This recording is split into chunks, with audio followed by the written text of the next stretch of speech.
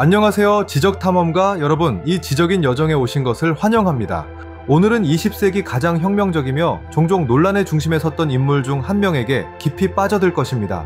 그녀는 세상을 사유했을 뿐만 아니라 인류의 절반이 스스로를 인식하는 방식을 근본적으로 바꾼 철학자입니다. 물론 시몬 드 보부아르에 대해 이야기하는 것입니다. 1949년에 출간된 그녀의 역작 제2의 성은 그야말로 폭발적이었습니다. 개념적 다이너마이트였죠. 바티칸에서는 금서로 지정했지만 전 세계 여성들에게는 시간이 지나면서 바이블이자 필독서로 여겨졌습니다. 그런데 보부아르가 대체 무슨 말을 했기에 그렇게 엄청난 파장을 일으켰을까요? 그리고 가장 중요한 질문은 자유, 타자, 그리고 정체성 구축에 대한 그녀의 사상이 왜 지금도 여전히 중요하고 더 큰 울림을 주는지입니다. 그것이 바로 오늘 우리가 해체해볼 큰 질문입니다. 단순히 페미니즘의 표면적인 부분에만 머무르지 않을 것입니다. 보부아르를 이해하려면 먼저 그녀의 철학적 뿌리인 실존주의를 이해해야 합니다.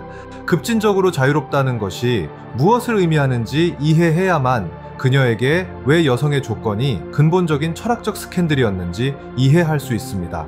이 영상은 단순히 역사나 페미니즘에 대한 영상이 아닙니다. 자유에 대한 영상입니다. 끊임없이 우리를 규정하려 하는 세상에서 우리가 누구인지를 정의하는 것의 부담과 특권에 대한 이야기입니다. 준비하세요. 인류 역사상 가장 강력한 사상 중 하나를 해체할 테니까요. 어떻게 여성이 되는지를 탐구할 것입니다.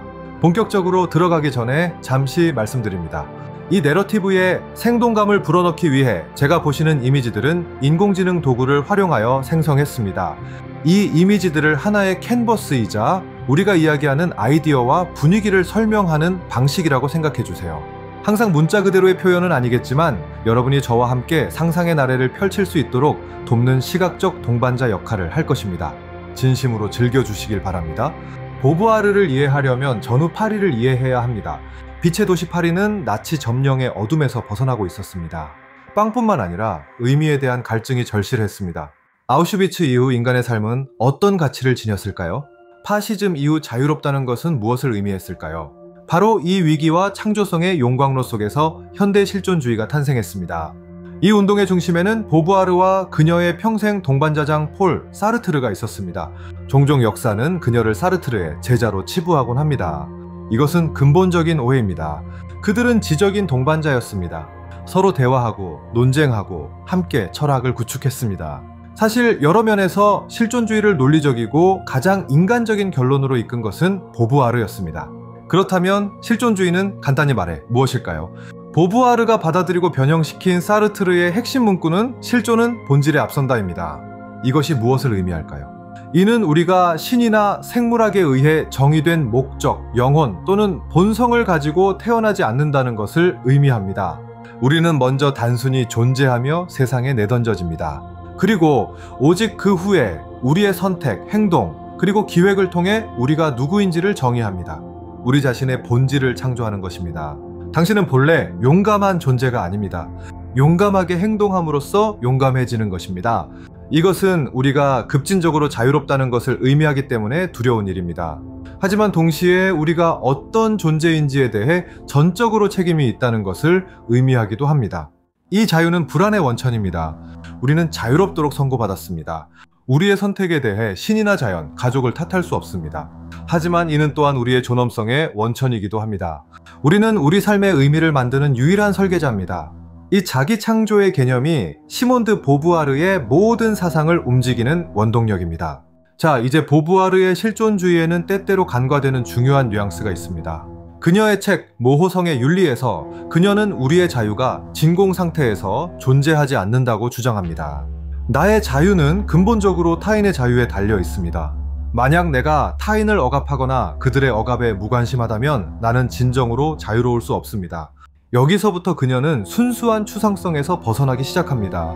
보부아르에게 자유는 단지 철학적인 사상이 아니라 정치적이고 윤리적인 기획입니다. 자유롭다는 것은 타인도 자유롭기를 바라는 것입니다. 그리고 바로 이 지점에서 그녀의 시선은 역사 내내 체계적으로 그 근본적인 자유를 박탈당했던 인간 집단, 즉 여성에게로 향합니다. 제2의 성 이전에 보부아르는 철학에서 가져왔지만 그녀가 자신만의 것으로 만든 또 하나의 중요한 개념을 소개했습니다. 바로 타자의 개념입니다. 헤겔 서양 철학에서 우리는 우리의 정체성, 즉 자아가 타자와의 관계 속에서 형성된다고 이해합니다. 우리는 상당 부분 우리가 아닌 것을 통해 우리 자신을 정의합니다. 주인은 노예와 대립하여 자신을 정의하고 원주민은 외부인과 대립하여 자신을 정의하는 식이죠. 이 자아-타자 관계는 인간 의식의 근본적인 긴장입니다. 하지만 보부아르는 대부분의 경우 이러한 관계는 상호적이라고 말합니다. 주인은 주인이 되기 위해 노예를 필요로 하고 노예는 이론적으로 반란을 일으켜 역학관계를 바꿀 수 있습니다. 갈등적일지라도 투쟁과 상호인식이 있습니다. 그러나 그녀는 이러한 관계가 상호적이지 않은 범주를 식별합니다. 한 집단이 스스로를 절대적인 주체, 규범, 본질적인 존재로 확립하고 다른 집단을 반대자가 아닌 상대적인, 2차적인, 비본질적인 존재로 정의한 범주를 말이죠. 그 주체는 남성입니다. 그리고 그 절대적인 타자는 여성입니다. 이것이 바로 제2의 성의 토대가 되는 진단입니다. 문제는 단순히 법적 또는 경제적 어감만이 아닙니다. 문제는 존재론적, 즉 존재의 문제입니다. 남성은 스스로를 기본값적인 인간 존재로 정의합니다. 여성은 남성과의 관계 속에서 정의됩니다. 남성이 절대자이고 여성은 타자입니다. 남성이 태양이라면 여성은 그의 빛을 반사하는 달인 셈이죠. 1949년에 출간된 이 책은 기념비적인 분석서입니다. 보부아르는 이 두 권, 거의 1000페이지에 달하는 책에서 생물학, 정신분석학, 역사, 인류학, 문학을 활용하여 남성을 공격하려는 것이 아니라 여성의 조건을 이해하려 합니다. 어떻게 이러한 상황에 이르게 되었을까요? 그리하여 우리는 페미니즘 전체에서 가장 유명한 문구에 도달합니다. 모든 것을 바꾸는 그 문구죠. On ne n'est pas femme, on le devient. 즉, 여성은 태어나는 것이 아니라 만들어진다는 말입니다. 여기서 잠시 멈춰봅시다. 이 말은 오늘날에도 순수한 다이너마이트와 같습니다. 그녀가 정확히 무엇을 말하고 있는 걸까요? 그녀는 생물학을 부정하는 것이 아닙니다. 성별 간의 생물학적 차이가 없다고 말하는 것도 아닙니다. 그녀가 말하는 것은 여성성, 즉 여성이라는 존재와 연관시키는 특성, 역할, 기대치, 그리고 이른바 약점들의 총합이 생물학적 운명이 아니라는 것입니다. 그것은 사회적 구성물입니다. 여자아이가 태어날 때부터 주어지는 하나의 대본인 셈이죠. 그녀는 정확히 젠더라는 단어를 사용하지는 않았지만 성, 섹스과 젠더를 구분합니다. 성은 생물학적 사실 암컷이라는 것입니다. 젠데오, 여성성은 그 사실 위에 구축된 문화적 신화입니다. 사회가 여자아이에게 수동적이 되도록, 요염하게 보이도록, 순종적이 되도록, 그리고 자신의 필요보다 타인의 필요를 우선시하도록 가르칩니다. 여성이 되는 법을 배우게 되는 것입니다. 반면 남자아이에게는 모험, 독립, 그리고 초월을 위해 교육한다고 보부아르는 말합니다. 그는 주체, 즉 세상의 변화를 이끄는 주체자가 되도록 격려받습니다. 여자아이는 내재성, 즉 돌봄 반복, 그리고 남성들의 세상에서 객체가 되도록 교육받습니다. 그녀는 타자가 되도록 준비됩니다. 보부아르는 수백 페이지를 할애하여 여성성의 신화들을 해체합니다. 영원한 여성 신화, 즉 여성은 신비롭고 직관적이며 자연과 연결되어 있지만 본질적으로 비합리적인 존재라는 생각 말이죠. 그녀는 이러한 신화들이 현실을 묘사하는 것이 아니라 종속을 정당화하는 것임을 보여줍니다. 만약 누군가에게 평생 동안 비합리적이고 수동적이며 봉사하기 위해 만들어진 존재라고 말하고 교육, 경제력, 독립에 대한 접근을 주지 않는다면 그 사람이 그렇게 행동할 가능성이 매우 높습니다. 그것은 그의 본성 때문이 아니라 상황 때문입니다. 보부아르는 상황의 위대한 철학자입니다. 그녀는 역사를 분석합니다. 남성의 신체적 힘이 원래의 이점을 제공했다고 주장하는 유목부족 시대부터 가부장제를 공고히 한 사유재산의 발명까지 남성은 땅의 주인이 되었고 더 나아가 합법적인 자녀를 통해 그 땅의 상속을 보장하는데 필수적인 존재가 된 여성의 주인도 되었습니다. 그녀는 프로이트와 정신분석학을 비판합니다. 무의식을 부정하지는 않지만 해부학은 운명이다 라는 생각은 거부합니다. 그녀에게 오이디푸스 콤플렉스나 남근 선망은 보편적인 진리가 아니라 이미 가부장적 사회에 의해 형성된 정신에 대한 해석일 뿐입니다. 이른바 남근 선망은 실제로는 남성들이 누리는 특권에 대한 선망인 것입니다. 그녀는 문학을 재검토합니다. 스탕달이나 D.H. 로렌스와 같이 여성을 사랑하는 위대한 소설가들조차도 여성을 거의 항상 타자로 묘사하는 방식을 보여줍니다. 그들은 남성 영웅의 뮤즈, 신비, 욕망의 대상, 전리품 또는 함정입니다. 그들 스스로 영웅인 경우는 드뭅니다. 주체인 경우는 더욱 드물죠. 진단은 잔혹합니다. 여성은 많은 경우 자신의 종속에 공모했습니다. 왜 그럴까요? 타작가 되는 것이 일종의 뒤틀린 안정감을 제공하기 때문입니다. 실존주의적 자유의 끔찍한 불안을 감당하는 것보다 주어진 대본을 받아들이는 것이 더 쉽기 때문입니다. 자유로운 주체가 되는 것보다 사랑받는 객체가 되는 것이 더 쉽습니다. 이것이 바로 실존주의자들이 악의적 신념, 모베스포아이라고 부르는 것입니다. 자신의 자유에 대한 책임을 회피하기 위해 스스로에게 거짓말을 하는 경우죠. 원래 세상은 그런 거야 라고 말하거나 순종하는 것이 내 본성이다 라고 말하는 여성은 악의적 신념으로 행동하는 것입니다. 그녀는 내재성을 대가로 자신의 존재 기획, 즉 초월성을 포기하는 것입니다. 여기서 보부아르는 여성들에게 가혹합니다. 이 약속을 받아들인 것에 대해 비판합니다. 하렘의 여성, 고급 창부, 부르주아 아내, 이들 모두는 정도는 다르지만 보호를 위해 자신의 자유를 맞바꾸었습니다. 존재의 투쟁에 맞서지 않아도 되는 대가로 객체, 즉 제2의 성이 되는 것을 받아들인 것입니다. 이 책은 삶의 여러 단계를 탐구합니다. 수동성을 배우는 여자아이, 자신의 몸을 타자를 위한 객체이자 동시에 생물학적 덧벌경으로 발견하는 사춘기 소녀, 가사에 갇혀 내재성의 삶을 사는 기혼 여성은 남성의 일과는 달리 새로운 것을 창조하지 않고 단지 유지하는 일에 묶여 있습니다. 심지어 종종 여성의 실현으로 제시되는 모성도 비판적으로 분석됩니다. 보부아르는 어머니가 되는 것에 반대하는 것이 아니라 오직 어머니가 되는 것만이 여성의 운명이라는 생각에 반대합니다. 그녀는 모성이 강요될 때 여성을 초월성이 아닌 내자애성, 즉 생물학에 묶어두는 또 다른 형태라고 봅니다. 이 분석은 매우 파괴적입니다. 그리고 짐작하시겠지만 1949년의 이 책은 엄청난 스캔들이었습니다. 우파는 그녀가 가정을 파괴한다고 비난했습니다. 좌파 공산주의자들은 진정한 문제인 계급투쟁을 무시했다고 비난했습니다. 그리고 교회는 말씀드렸다시피 음란하다는 이유로 이 책을 금서로 지정했습니다. 그렇다면 이것이 진단이라면 해결책은 무엇일까요? 이 천년의 순환을 어떻게 끊을 수 있을까요? 여기서 보부아르는 자신의 실존주의적 뿌리로 돌아가지만 매우 실용적인 처방을 제시합니다. 제2의 성의 두 번째 권은 해방이라는 제목을 달고 있습니다. 보부아르에게 첫 번째이자 가장 중요한 열쇠는 바로 경제적 독립입니다. 이것이 모든 자유의 물질적 기반입니다. 아버지, 남편 또는 애인에게 의존하여 살아가는 여성은 자유로운 주체가 될 수 없습니다. 자신의 삶, 몸, 미래에 대해 진정한 결정을 내릴 수 없습니다. 그녀는 정의상 종속된 존재입니다. 그러므로 일은 단순히 돈을 버는 수단이 아닙니다. 일은 여성이 자신의 초월성을 되찾는 방식입니다. 남성과 마찬가지로 일과 기획, 예술적, 지적, 정치적, 사업적 어떤 것이든 을 통해 개인은 스스로를 창조하고 세상을 변화시킵니다. 일은 여성을 가정의 내재성에서 벗어나 행동의 세계로 나아가게 합니다. 두 번째 열쇠는 지적, 창조적 해방입니다. 여성은 뮤즈이기를 멈추고 예술가가 되어야 합니다. 역사의 대상이기를 멈추고 역사를 쓰기 시작해야 합니다.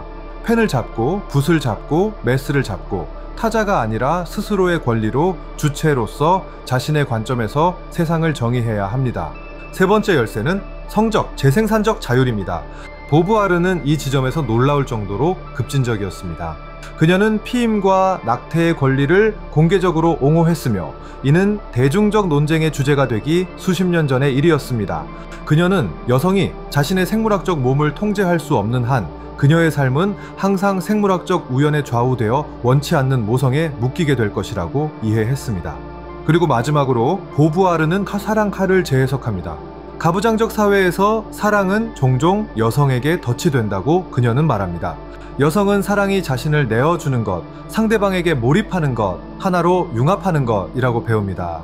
하지만 실존주의자에게는 타인에게 몰입하는 것이 악의적 신념의 극단적인 행위입니다. 그것은 자신의 자유를 포기하는 것이죠. 보부아르는 진정한 사랑은 오직 두 자유로운 주체 사이에서만 가능하다고 말합니다. 그것은 융합이 아니라 인정입니다.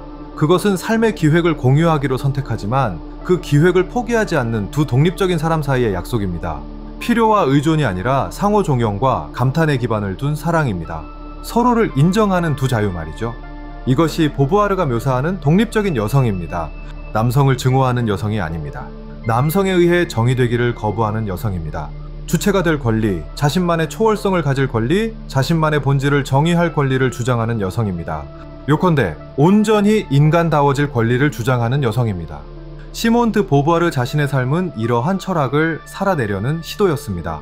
사르트르와의 공개적인 관계는 전설적이었습니다. 그것은 결혼, 자녀, 가정이라는 전통적인 관계가 아니었습니다. 지적 동반자로서의 계약이었습니다. 그들은 서로를 필연적인 사랑이라고 불렀고 다른 관계들은 우발적인 사랑이었습니다. 많은 사람들을 경악하게 한 관계였고 완벽하지도 않았습니다. 질투, 고통, 그리고 모순도 있었습니다. 보부아르 스스로도 자신의 경제적 독립이 항상 완전하지는 않았고 사르트르와의 권력 역학 관계가 복잡했다고 인정했습니다. 하지만 그들은 둘 다 혐오했던 부르주아적 관습에서 벗어나 진정한 삶을 살기 위한 급진적인 시도였습니다. 제이투의 성 외에도 그녀의 저작은 방대합니다. 전후 지식인들의 도덕적 딜레마를 포착한 수상작 소설 만다린을 썼습니다. 이 책에서 그녀는 윤리적 순수성과 더러운 정치적 행동의 필요성 사이의 긴장을 탐구합니다. 손에 흙을 묻히지 않고 세상을 바꿀 수 있을까요? 그리고 모호성의 윤리와 같은 핵심 철학 에세이를 썼는데 거기서 우리는 개인의 자유가 타인의 자유를 위한 투쟁과 본질적으로 연결되어 있다는 생각을 확고히 했습니다. 그녀의 실존주의는 고독한 자기 정의의 행위가 아니라 집단적인 기획입니다. 말년에 보부아르는 자신의 분석 방법을 또 다른 타자 집단에 적용했습니다. 1970년에 출간된 그녀의 책 노년 라 비엘레스에서 그녀는 여성들을 위해 했던 것을 노인들을 위해 해냈습니다. 사회가 노인들을 경험 많은 주체가 아니라 쓸모없는 객체로 취급하는 방식을 폭로했습니다.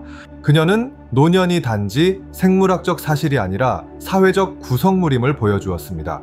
생산성에 집착하는 자본주의 사회는 더 이상 생산하지 않는 이들을 여성들과 똑같이 고독과 내재성에 가두며 내버립니다. 이것은 또 다른 철학적, 정치적 의식의 행위였습니다. 보부아르는 단순한 탁상 공론가가 아니었습니다. 그녀는 활동가였습니다. 시민권을 위해 행진했고 프랑스에서 343인의 선언에 서명하여 공개적으로 낙태 경험을 밝혔으며 당시 불법 알제리 독립을 위해 싸웠습니다. 그녀는 자신의 철학을 살아냈습니다. 생각은 행동으로 이어지지 않으면 아무런 가치도 없다는 것을 이해했습니다. 이제 유산에 대해 이야기해봅시다. 제2의 성이 출판되었을 때 정치에 즉각적인 영향을 미치지는 못했습니다. 그것은 시한폭탄과 같았습니다. 1960년대와 70년대에 미국과 유럽의 새로운 세대 여성들이 이 책을 발견했습니다. 그리고 그 책은 페미니즘의 두 번째 물결을 촉발시킨 불꽃이 되었습니다. 여성성의 신화의 저자 베티 프리다는 자신의 책이 미국 대중을 위한 보부아르 책의 순화된 버전이었다고 인정했습니다. 케이트 밀렛은 성정치학에서 슐라미스 파이어스톤은 성의 변증법에서 보부아르의 사상을 더욱 발전시켜 그녀가 놓은 토대 위에 하나의 완전한 운동을 구축했습니다. 그녀의 사회적 구성이라는 개념은 오늘날 거의 모든 젠더 연구와 사회학의 초석입니다. 우리가 당연하게 여기는 범주들 남성성, 여성성뿐만 아니라 인종적, 사회적 범주, 이 자연적인 것이 아니라 권력에 의해 구성된 것이라는 생각은 그녀가 실존주의를 적용한 방식에서 직접적으로 비롯된 것입니다. 물론 보부아르도 비판에서 자유롭지는 않습니다. 후기 페미니즘 제3의 물결과 교차 페미니즘은 그녀의 맹점을 지적했습니다. 제2의 성은 주로 백인, 부르주아, 유럽 여성의 경험에 대해 이야기합니다. 유색인종 여성, 노동계급 여성 또는 성소수자 여성의 경험에 대해서는 거의 언급하지 않습니다. 이러한 비판은 타당하고 필요합니다. 보부아르는 자신의 상황 너머를 볼 수 없었습니다. 하지만 그것이 그녀의 방법을 무효화하지는 않습니다. 오히려 젠더가 인종, 계급, 성별과 어떻게 교차하는지 분석하는 교차 페미니즘은 보부아르의 동일한 방법을 적용하고 있습니다. 이는 흑인 여성은 태어나는 것이 아니라 또는 트랜스 여성은 태어나는 것이 아니라 훨씬 더 복잡한 사회적 구성을 통해 만들어지는 것임을 보여주고 있습니다. 그렇다면 왜 그녀의 사상은 오늘날에도 여전히 그렇게 급진적일까요? 보부아르가 말하는 투쟁이 끝나지 않았기 때문입니다. 우리는 여전히 우리가 누구인지 규정하려 하는 세상에 살고 있습니다. 우리의 가치가 외모, 생산성, 좋아요, 수에 있다고 말하는 세상에 말이죠. 수동적인 객체가 되는 악의적 신념을 끊임없이 우리에게 제안하는 세상입니다. 시몬 드 보부아르의 메시지는 페미니즘을 넘어 울려 퍼집니다. 그것은 진정성에 대한 보편적인 부름입니다. 자유는 무거운 것이라는 상기입니다. 힘들고 끊임없는 노력입니다. 우리의 성별, 계급, 문화 등 사회가 우리에게 준 대본을 직시하고 질문할 용기를 갖는 책임입니다. 이것이 나의 대본인가? 아니면 내 것을 쓸 수 있는가? 보부아르를 읽는 것은 학문적인 연습이 아닙니다. 그것은 개인적인 반항 행위입니다. 타인의 삶의 타자가 아니라 자신의 삶의 주체가 되도록 스스로에게 허락하는 것입니다. 당신의 본질이 별에 쓰여 있지도 유전자에 쓰여 있지도 사회의 기대에 쓰여 있지도 않다는 것을 이해하는 것입니다. 당신의 본질은 당신의 선택의 결과입니다. 그녀는 해방의 첫걸음은 비판적 사고라고 가르쳤습니다. 우리를 둘러싼 신화들을 분석하는 것입니다. 사물에 대해 있는 그대로 말하는 것입니다. 억압은 전통이 아닙니다. 종속은 본성이 아닙니다. 그것은 권력의 구성물입니다. 그리고 구성된 모든 것은 해체될 수 있습니다. 그리고 재구성될 수도 있습니다. 결국 시몬드 보부아르의 유산은 행동 윤리입니다. 그녀는 우리 자신과 타인을 완성된 결과물이 아니라 끊임없이 구축되는 기획으로 보게 만듭니다. 가장 어렵고도 영광스러운 과제를 우리에게 남깁니다. 우리의 자유를 받아들이는 것. 이 심층 분석에 함께 해주셔서 대단히 감사합니다. 여러분과 함께 이 엄청난 사상들을 탐구하게 되어 영광이었습니다. 이 지적인 여정이 여러분에게 가치를 주었거나 질문하고 생각하게 만들었다면 구독하여 이 호기심 많은 지성인 커뮤니티에 참여해 주세요. 그리고 지금 댓글을 남겨주세요. 오늘날의 세상에서 시몬드 보부아르의 어떤 사상이 가장 큰 울림을 주나요? 제2의 성에 대한 그녀의 분석으로 돌아가서 보부아르가 여성을 우월하거나 남성을 열등하다고 여기지 않았다는 것을 이해하는 것이 중요합니다. 그것은 이분법적 사고의 함정에 빠지는 것과 같습니다. 그녀가 추구했던 것은 이러한 범주들을 초월하는 것이었습니다. 그녀는 남성적과 여성적이라는 단어가 단순히 묘사적인 표현일 뿐 규범적인 지시가 아닌 세상을 꿈꿨습니다. 그녀는 각 개인이 자신의 생물학적 조건과 상관없이 인간 경험의 모든 범위에 접근할 수 있는 인류를 상상했습니다. 남성이 덜 남성적이지 않으면서도 내재적, 돌보고 양육하는 일 수 있고 여성이 덜 여성적이지 않으면서도 초월적, 창조하고 이끄는 일 수 있는 세상을 말이죠. 목표는 여성이 남성처럼 되는 것이 아니라 모든 사람이 온전히 인간다워지는 것이었습니다. 이것이 바로 그녀의 작품이 근본적으로 휴머니즘 논문인 이유입니다. 그녀의 손에서 실존주의는 해방을 위한 궁극적인 도구가 됩니다. 우리는 우리 역사의 작가라고 말이죠. 하지만 순전히 개인주의적인 실존주의와 달리 보부아르의 실존주의는 우리가 혼자 글을 쓰는 것이 아니라는 것을 상기시킵니다. 우리는 타인과 함께하는 세상에서 그렇게 합니다. 그리고 악의적 신념은 단순히 자신에게 거짓말을 하는 것만이 아닙니다. 타인에 대해서도 거짓말을 하는 것입니다. 다른 사람을 객체, 즉 타자로 대하는 것입니다. 그들의 인간성, 자유, 주체가 될 수 있는 능력을 부정하는 것입니다. 인종차별주의자, 여성혐오주의자, 동성애 혐오자, 이들 모두 악의적 신념으로 행동하는 것입니다. 왜냐하면 그들은 자신의 권력을 정당화하기 위해 타인의 근본적인 자유를 부정하고 있기 때문입니다. 그래서 그녀의 철학은 매우 요구적입니다. 우리에게 영원히 깨어있도록 요구합니다. 우리 자신의 삶을 돌아보도록 요구합니다. 나는 언제 악의적 신념으로 행동하는가? 나는 언제 주어진 대본을 의심 없이 받아들이는가? 언제 미묘하게 또는 노골적으로 다른 사람을 타자로 대함으로써 더 주체라고 느끼는가? 사르트르와의 관계에 대한 비판도 중요한 지점입니다. 일부 비평가들은 그녀의 철학에도 불구하고 그녀 스스로 사르트르의 제-T의 성이라는 덫에 빠졌다고 주장합니다. 그는 대중적인 철학자였고 그녀는 종종 그의 삶을 정리하는 사람이었습니다. 그녀 자신도 이것 때문에 고뇌했으며 이는 그녀의 일기에서 드러납니다. 하지만 제 생각에 이 모순은 그녀의 철학을 약화시키지 않습니다. 오히려 인간미를 더합니다. 그것이 얼마나 어려운 일인지를 보여줍니다. 해방은 단일한 사건이 아니라 과정이라는 것을 보여줍니다. 그것은 매뉴얼을 쓴 여성에게조차도 매일의 투쟁입니다. 자신의 고뇌에 대한 그녀의 솔직함 자체가 초월적인 행위입니다. 오늘날 생물학의 영향에 대해 생각해 봅시다. 보부아르는 대량 피임약, 처해 수정, 오늘날 우리가 가진 기술이 없던 시대에 글을 썼습니다. 그러나 그녀의 핵심 주장은 여전히 유효합니다. 기술은 우리의 생물학적 상황을 바꿀 수 있지만 그 기술이 무엇을 의미하는지를 결정하는 것은 사회입니다. 예를 들어 난자를 동결시키는 능력은 어떨까요? 이것은 여성이 출산을 미루고 경력을 쌓는 초월성, 것을 가능하게 하는 해방의 도구일까요? 아니면 자본주의가 우리에게 이를 위해 우리의 생물학적 몸을 희생하고 나중에 값비싼 대가를 치르고 되찾아야 한다고 말하는 새로운 압력일까요? 보부아르는 이 질문을 분석할 도구를 우리에게 줄 것입니다. 그녀는 자연적인 답은 없다고 말할 것입니다. 그 답은 사회적 구성물입니다. 누가 권력을 쥐고 있느냐에 달려 있습니다. 그것이 자유로운 선택인가 아니면 모성을 가치 있게 여기지 않는 경제 시스템에 의해 강요된 선택인가? 상황이 전부입니다. 자기애적 여성에 대한 그녀의 분석 또한 탁월합니다. 객체로만 존재하도록 허락된 여성은 자신의 객체성에 집착합니다. 그녀의 몸과 외모가 그녀의 유일한 기획이 됩니다. 그것이 그녀의 악의적 신념의 한 형태입니다. 세상에서 무언가를 행하는 대신 세상의 무언가로 존재하는 데 집중합니다. 욕망의 대상이 되는 것에 말이죠. 이것은 놀랍도록 현대적으로 들립니다. 인스타그램 문화를 생각해 보세요. 이미지에 대한 압박, 끊임없는 자기 객체화, 삶을 감탄의 객체로 큐레이션하는 것. 보부아르는 이것을 전 지구적 규모의 내재성의 덫으로 보았을 것입니다. 알고리즘적으로 최적화된 악의적 신념의 한 형태인 셈이죠. 이에 대한 보부아르의 해결책은 휴대폰 사용을 중단하라는 것이 아닐 것입니다. 그것은 다시 한번 초월성일 것입니다. 그 도구들을 객체로 존재하기 위해서가 아니라 기획을 행하기 위해 사용하는 것. 창조하고 연결하고 조직하고 배우기 위해. 인플루언서, 정의상 타자와의 관계 속에서 존재하는 사람가 아니라 주체가 되기 위해. 보부아르의 영향은 퀴어 철학에서도 핵심적입니다. 젠더가 주디스 버틀러가 나중에 말했듯이 수행이자 연기, 즉 구성물이라는 생각은 여성은 만들어진다 하는 문구에 직접적인 뿌리를 두고 있습니다. 만약 젠더가 우리가 되는 것이라면 그것은 다르게 행해질 수도 있는 것입니다.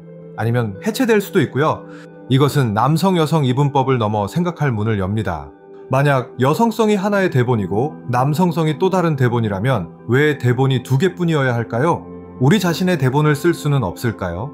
보부아르의 영원한 여성 해체는 전체 젠더 시스템을 해체하는 첫걸음입니다. 그러므로 그녀의 유산은 이중적입니다.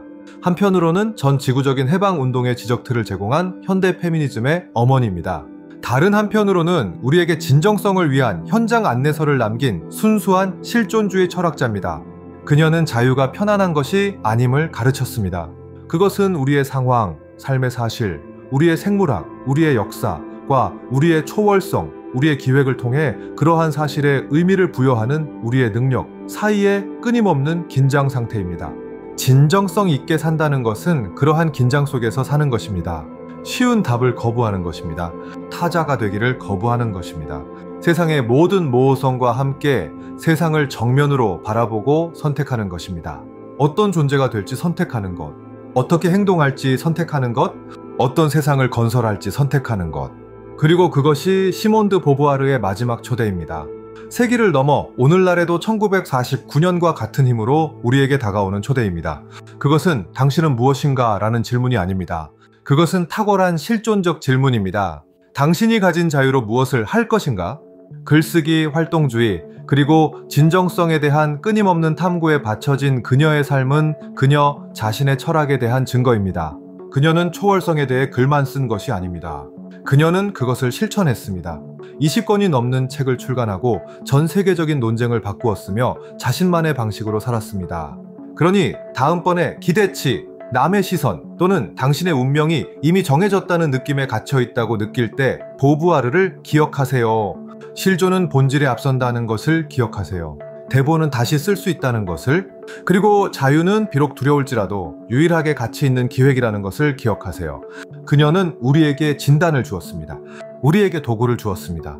나머지는 우리 자신과 타인의 자유를 구축하는 것, 그것이 우리 삶의 과업입니다. 보부아르의 용기는 지적일 뿐만 아니라 개인적인 것이었습니다. 그녀는 아무도 듣고 싶어 하지 않는 진실을 말하기 위해 자신의 명성, 안전, 심지어 인간관계까지 걸었습니다. 우리 문명의 가장 근본적인 구조, 즉 남녀 관계가 파괴되었음을 말이죠.